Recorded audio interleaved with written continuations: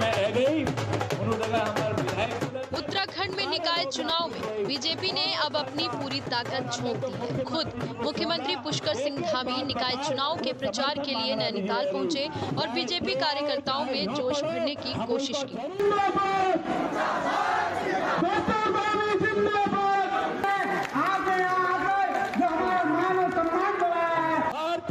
इस दौरान सीएम धामी ने बीजेपी प्रत्याशी के पक्ष में रोड शो किया और लोगों से बीजेपी को वोट देने की अपील की। पुष्कर धामी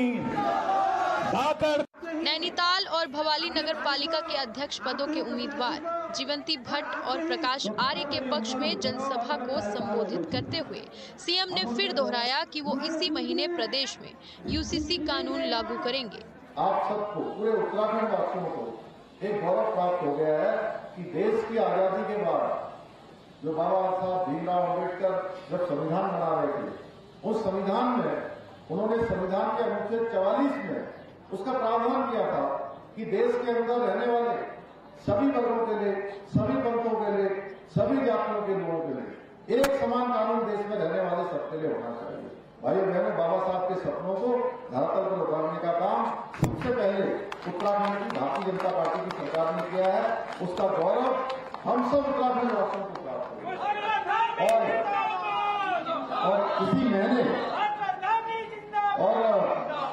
इसी महीने हम इसको लागू करने वाले हैं। बहुत सारी ऐसी योजनाएं हैं। वहीं इस दौरान सीएम धामी ने प्रदेश सरकार की जमकर उपलब्धियां गिनवाई और कहा कि देश, प्रदेश और निकाय में अगर सरकार बनती है तो विकास की गति 3 गुना होगी। जब देश और प्रदेश के साथ साथ निकायों में भी भाजपा की ट्रिपल इंजन की सरकार होगी तो विकास 3 गुना तेजी के साथ आगे बढ़ेगा। चुनाव सभा को संबोधित करते हुए सीएम धामी ने पौराणिक मंदिरों के पुनर्निर्माण और पुनरुत्थान का जिक्र करते हुए कहा कि उत्तराखंड के मंदिरों के पुनर्निर्माण शुरू होने से प्रदेश में पर्यटन को भी बढ़ावा मिल रहा है। हमारा केदारखंड हो या केदारखंड के साथ साथ मानसखंड के हमारे कुमाऊं क्षेत्र के सारे जितने हमारे पौराणिक मंदिर हैं उनके पुनरुत्थान का, उनके पुनर्निर्माण का, नवनिर्माण के हजारों करोड़ की योजनाएं स्वीकृत की जा रही हैं।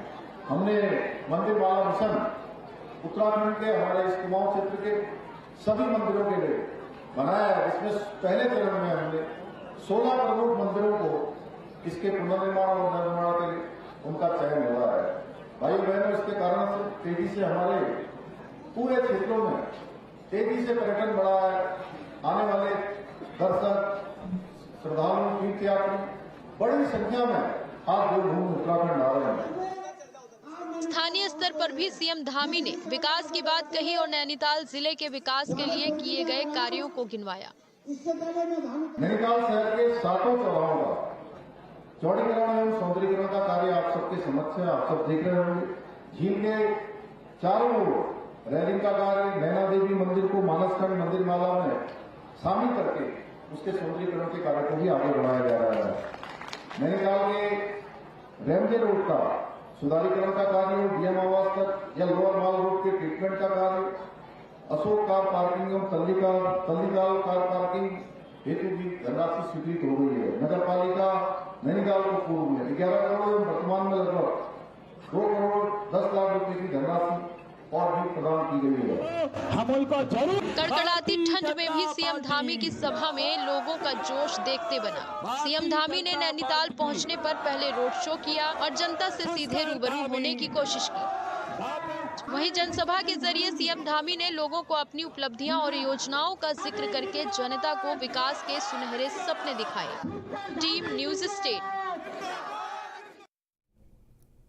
और निकाय चुनाव में प्रचार के लिए नैनीताल पहुंचे सीएम धामी ने फिर कहा है कि वो इसी महीने प्रदेश में यूसीसी लागू करेंगे।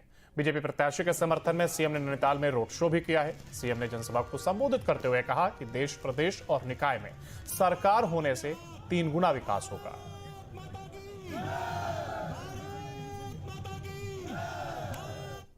नगर निगम हल्द्वानी समेत पूरे उत्तराखंड के सभी निगमों में, सभी पालिकाओं में और सभी पंचायतों में भाजपा की सरकार बनानी है, निगम बनाना है। और दूसरा काम जो समान नागरिक संहिता देवभूमि उत्तराखंड से जिसकी शुरुआत हुई है, ये गंगोत्री देवभूमि से निकल रही है।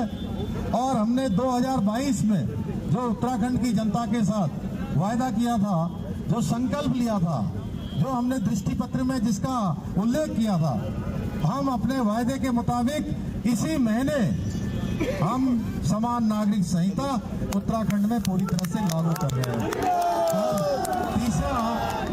तीसरा प्रमुख काम भाइयों बहनों, 28 जनवरी को आदरणीय प्रधानमंत्री नरेंद्र मोदी जी के हाथों से, जिसमें 10,000 खिलाड़ी पूरे देश से देवभूमि उत्तराखंड आने वाले हैं, 38वें राष्ट्रीय खेलों का उद्घाटन होने वाला है, उसका शुभारंभ होने वाला है। और हमारे हल्द्वानी के यही के गोलापार स्टेडियम में आप सब उसके समापन के सहभागी बनने वाले हैं। तो 3 हमने काम करने हैं, लेकिन सबसे पहला काम हमको निगम में हमको मेयर समेत हमारे सभी सभासद के प्रत्याशियों को विजय बनाना है।